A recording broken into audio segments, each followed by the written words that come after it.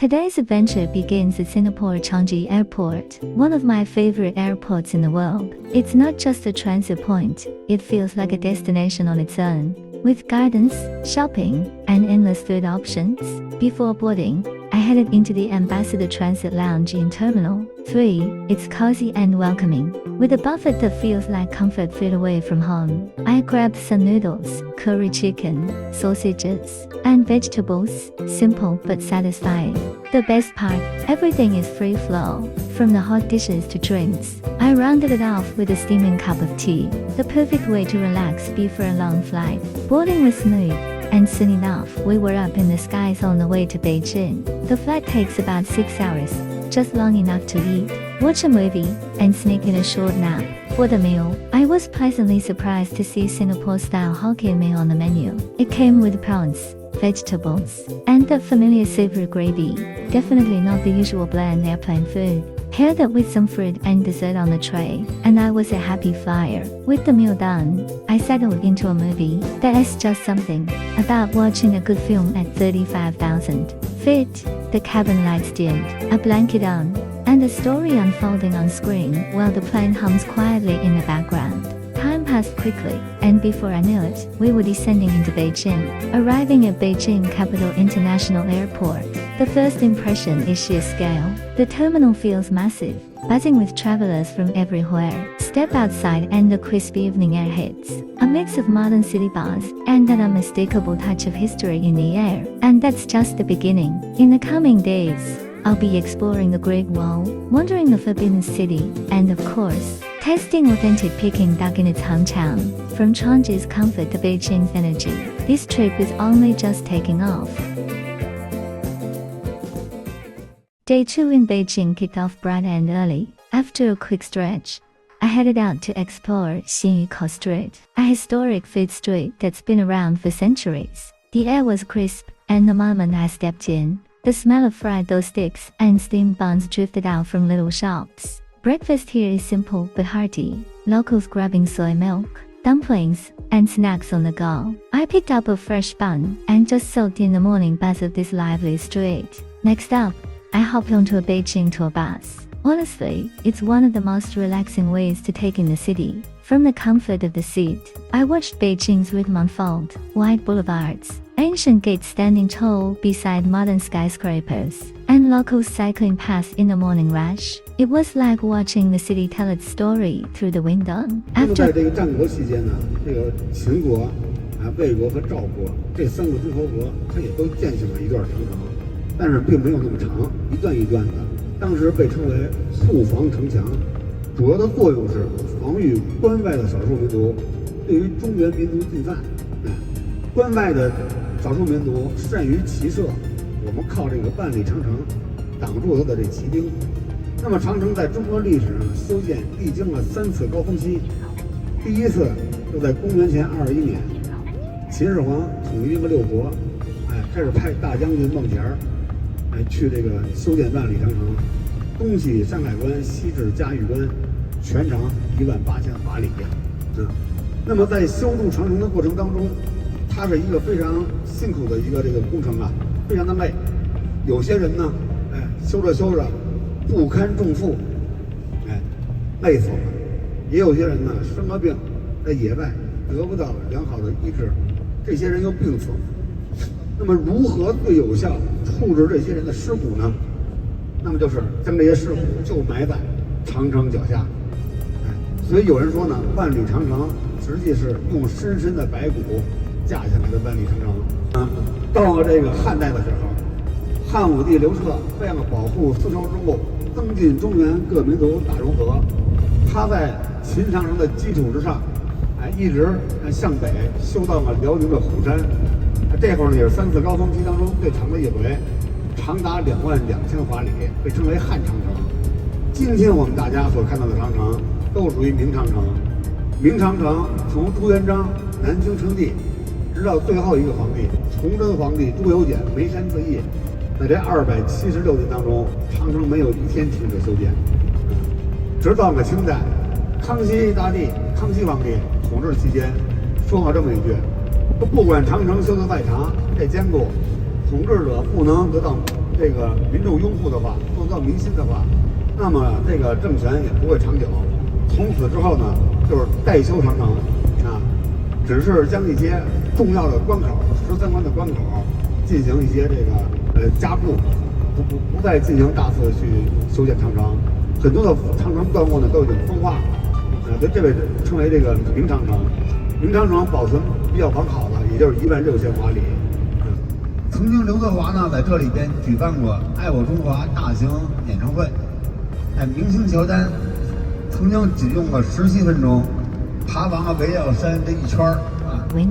After a couple of hours, the bus finally rolled into Badaling Changcheng, Badaling Great Wall, the most famous section of this world wonder. The crowds here were massive, streams of people all heading toward the same goal, conquering the wall. To save energy for the climb, I decided to pay extra for the cable car ride. While queuing for the ride, I couldn't help but notice giant spider webs stretched between the railings and trees. Some of the spiders were big, the kinds you don't usually see back home. It was a little creepy, but also fascinating. Like nature reminding us that this ancient wall has been part of the wild landscape for centuries. Once inside the cable car, the ride was breathtaking. As it glided higher, the wall came into view, curling over the mountains like a giant dragon. The higher we went, the more endless the mountain ranges looked, layered in shades of green and brown. The cool breeze swept in, and it felt like time slowed down just enough for me to take it all in. At the top, the Great Wall was alive with people, families, tour groups, solo travelers, everyone climbing, chatting, and pausing for photos. Some staircases were so steep, we had to hold onto the handrails, almost climbing on all fours. With so many people moving up and down, it felt like a river of humanity flowing along this ancient monument. And yet, whenever I paused to catch my breath, the sight of the wall stretching endlessly across the horizon made every step worth it. Standing there, history beneath my feet, the roar of the crowd around me, and mountains rolling into the distance, it was surreal. From a simple breakfast straight in Beijing to battling the crowds on one of the world's greatest wonders.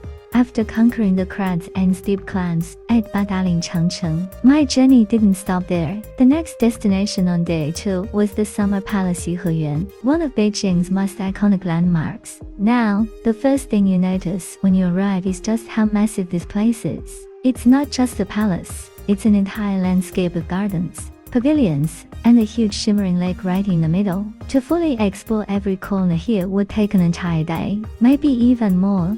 So I had to be strategic. Instead of walking all the way around, I decided to take a boat ride across Kunming Lake. The moment I reached the pier, I could see colorful boats bobbing gently against the dock, with passengers queuing up, cameras in hand. I stepped onto the wooden deck, the boat rocking slightly beneath my feet. There was the sound of water splashing against the sides, the creak of the boat ropes, and a soft chatter of excited voices all around. Finding a spot by the window, I sat down, ready for the ride ahead. And what a ride it was! The water rippled gently, reflections of ancient pavilions danced across the lake, and a cool breeze swept past. From the boat, you get the best perspective of just how grand this place is. The lake stretching wide, hills rising behind, and the palaces perched elegantly above it all. The boat dropped me off right at the main area, which felt like stepping back into Imperial China. Ornate halls, painted corridors, and stone bridges greeted me at every turn.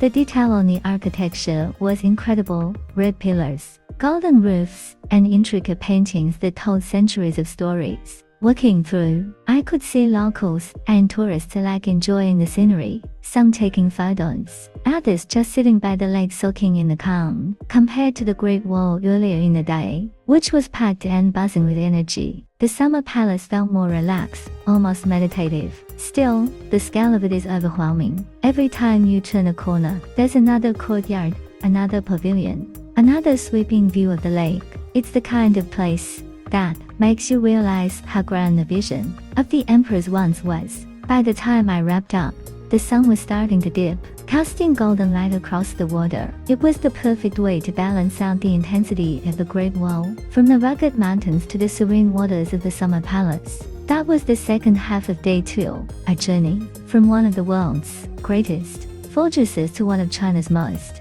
beautiful imperial gardens. 遗产名录，所以就有这么一个标志。